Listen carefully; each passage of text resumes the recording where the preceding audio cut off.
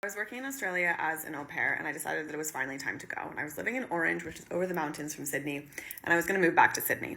And when I first arrived in Australia, that had been like 6 months before, there was this girl that I knew there, an American, and I knew her from studying abroad in Morocco, and she had been in Sydney before I got there. So when I arrived, I landed at the Sydney airport, and she picked me up in her then boyfriend's truck.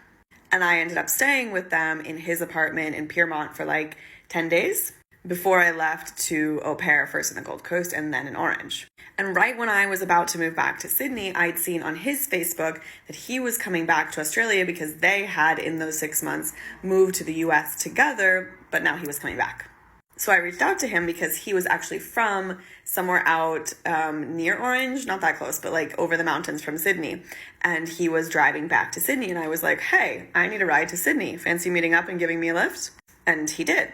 So the woman that I was au pairing with drove me from Orange to Bathurst, and we met him at a cafe in Bathurst, which, if you don't know, these are like small Australian country towns. Like, there's not a lot there, and nobody goes to these places. Like, definitely not many tourists. And he was like, okay, where are we going to meet in Bathurst? So I just went online and I found, I don't know, some cafe because we were going to meet for lunch before we continued to Sydney. And so I say goodbye to the woman I was au pairing for and the girls, and I meet him, and we go in and we sit down and we start to look at the menu. And our waitress comes over, and I'm looking at her, and I'm like, I feel like I know this woman. But I hadn't really spent time in Bathurst. I'd been living in Orange, close by, but again, just didn't go to Bathurst. And I didn't know that many people in Orange, so everybody who I knew, I would immediately know that I knew them. You know, they wouldn't just like look familiar. I would know exactly who they were. So we're sitting there this whole time, and we're catching up over the past 6 months, like everything that's happened. But this woman, this waitress, like, she just keeps coming over, and I'm like, how do I know this woman? And finally, we get up to go and pay, and I'm standing in the line, and I was like, oh my God, I've got it.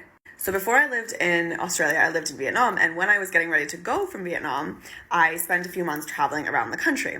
And I was in a smaller city called Dalat, and I was staying at a hostel there. And in the hostel, it was like a real small, like how hostels used to be, that it was like, you know, not a very nice place, but it was like really sweet, and the owner was nice, and he took everybody out, and that when I was there, we went to karaoke. And this woman, this waitress, had been staying at that hostel in Dalat, Vietnam, with her boyfriend at the same time, and we all went to karaoke together. And I remember so specifically when I finally figured out who she was, I remember talking about her and her boyfriend with the other people staying in the hostel, and we were all like, oh my God, that is a gorgeous couple, except they have dreadlocks, and we think that ruins their looks. Sorry, that's a little mean, but that's just how we all felt.